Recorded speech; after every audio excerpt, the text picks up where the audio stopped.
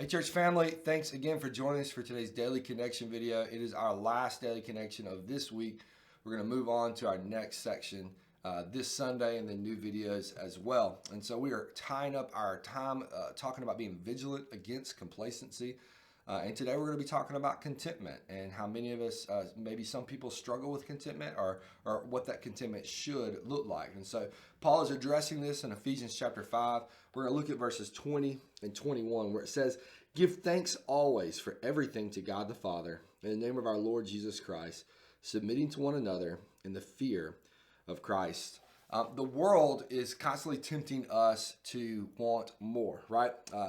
To think that what God has provided is not enough. And so we want to gain, especially here in the U.S., where it's all about getting as much as you can. It really is insane to look at the amount of just products and stuff that people have, myself included, here in the U.S. compared to the rest of the world.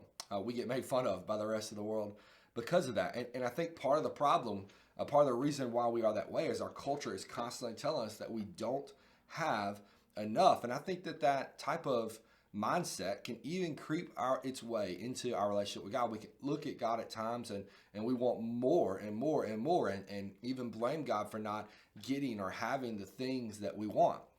But Paul is telling us here that instead of this attitude of discontentment, that we should instead give thanks. And the reality is, I mean, if we are a believer, if you're saved, you have Jesus, right? What more do you need? Right now, you have life and you have Jesus. Who are we to think that anything more than Jesus we deserve? Anything outside of that is just stuff, right? Anything outside of that is just something that we have. It has no substance, has no meaning. And so Paul says instead, man, we should give thanks always to everything, for everything to God the Father.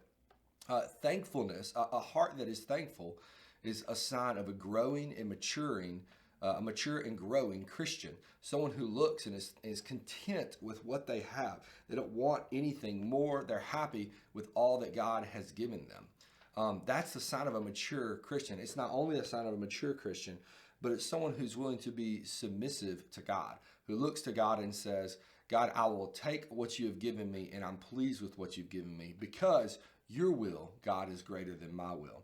And that is the attitude that we should have. We should have an attitude of submission, not only to God, being thankful for what he's given us, but also to one another. Not looking around at others and saying, well, they have this and they have that. I wish I could have this. I wish I could have that. But instead, we should have relationships that are centered with, that you see humility in with one another, where we submit to one another, just as we submit to Christ, not wanting what everyone else has, but instead being pleased with all that God has given us. This lack of contentment, if we have a lack of contentment, can often lead us to put our efforts in areas to try and get stuff. And a lot of times then we find ourselves in complacency. Lack of contentment often leads to complacency. And we need to protect ourselves against that. We need to be vigilant against that and be thankful for all that God has given us. Our author gives us a couple of questions that we can work through to kind of help us work through it and figure out what we have to be thankful for. So the first is, how has God been generous and kind to you? I'm sure that is a long list. If you just sit down for a moment, I'm sure you could quickly get to 20 reasons how God has been generous and kind to you. I would encourage you to do that. How has God been generous and kind to you? And then the second question, how do you need to grow in expressing gratitude to God? When do you tell him thank you? Do you tell him thank you just at mealtime or just before bed? Do you tell him thank you for the little things or for everything? We need to remember that everything that we have, every good thing comes from above. And so every time something happens, every time we have a good thing or a good situation occurs, we need to look above to the Father and give thanks to him for that. I hope that you will make that a regular discipline in your life. And church family, as you do that and as you grow because you do that, we want you to know that we love you and we're praying for you.